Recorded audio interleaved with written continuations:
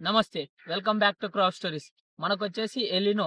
ఈ ఎలినో అనేది గత 2, 3 నెలల నుండి మనకు హాట్ టాపిక్‌గా కనిపిస్తుంది.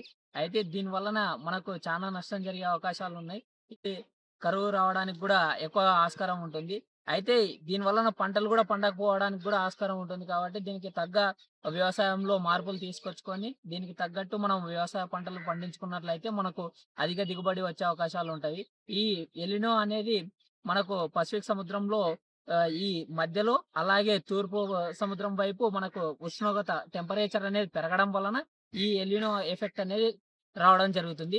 అయితే ఈ ఎఫెక్ట్ రావడం వలన ఏమవుతుందంటే మనకు ఈ హై ప్రెషర్, లో ప్రెషర్ ఆల్టిట్యూడ్స్ అనేటివి ఈ గాలులనేటివి మనకు ఇండోనేషియా అలాగే ఆస్ట్రేలియా వైపు అనేది మూవ్ అవ్వడం అంటే పోవడం జరుగుతుంది. ఇలా జరిగినప్పుడు మనకేమవుతుందంటే వర్షపాతం అనేది రావడానికి డిలే అవుతుంది. లేట్ అవ్వడం జరుగుతుంది. కాబట్టి ఈ లేట్ అయినప్పుడు వర్షపాతం లేట్ అయినప్పుడు మనకు పంటల మీద డైరెక్ట్‌గా గాను, ఇండైరెక్ట్‌గా గాను ఎఫెక్ట్ పడడం జరుగుతుంది. ఎలాగంటే ఇప్పుడు మనం చూసుకున్నట్లయితే మనము ఇప్పుడు ఈ జూన్ నెలలో ఇప్పుడు మనము పంట వేసుకోవడం జరుగుతుంది. అయితే ఈ పత్తి గాని, మొక్కజొన్న గాని ఇలాంటివి మనం విత్తనాలు నాటుకునే సమయంలో వర్షపాతం అనేది రావడం జరగదు. అలా జరిగినప్పుడు ఏమవుతుందంటే విత్తనం నాటుకోవడం సమయానికి లేట్ అవ్వడం జరుగుతుంది. ఇలా జరిగినప్పుడు ఏమవుతుందంటే క్రాప్ డ్యూరేషన్ అనేది పెరుగుతుంది.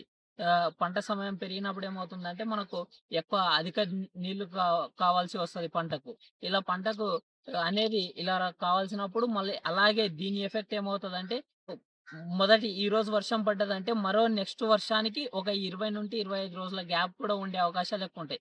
ఇలా ఉన్నప్పుడు ఏమవుతుందంటే మనకు కరువు రావడానికి ఆస్కారం ఉంటుంది. అలాగే దీని వలన వర్షపాతం తగ్గడంతోటి మనకు దిగుబడి అనేది ఉండదు. అలాగే మనకు ఫ్లవరింగ్ స్టేజ్‌లో మనకి ఎక్కువగా వాటర్ కావాలి. ఈ ఫ్లవరింగ్ స్టేజ్‌లో వాటర్ ఎక్కువగా కావాలి. అయితే ఈ ఫ్లవరింగ్ స్టేజ్‌లో వాటర్ లేకపోతే మనకేమవుతుందంటే గ్రెయిన్ ఫార్మేషన్ అనేది సరిగ్గా కాదు. ఎందు ఈ గ్రెయిన్ ఫార్మేషన్ గాని, పాలినేషన్ గాని సరిగ్గా లేనప్పుడు ఏమవుతుందంటే మనకు దిగుబడి అనేది మనకు చేతికి అందకపోవడానికి ఉంటుంది. అయితే దీని వలన మనకు పంట మొత్తం నష్టపోయే అవకాశం ఉంటుంది. కాబట్టి దీనికి తగ్గ మనము మేనేజ్‌మెంట్ చేసుకున్నట్లయితే దీనికి తగ్గ చేసుకున్నట్లయితే మనకు అధిక దిగుబడి వచ్చే అవకాశాలు ఉంటాయి.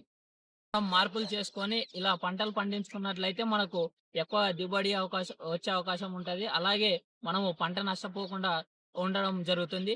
మరింత ఇలాంటి ఇన్ఫర్మేషన్ కొరకు మా ఛానెల్‌ను సబ్స్క్రైబ్ చేసుకోండి. జై హింద్, జై భారత్.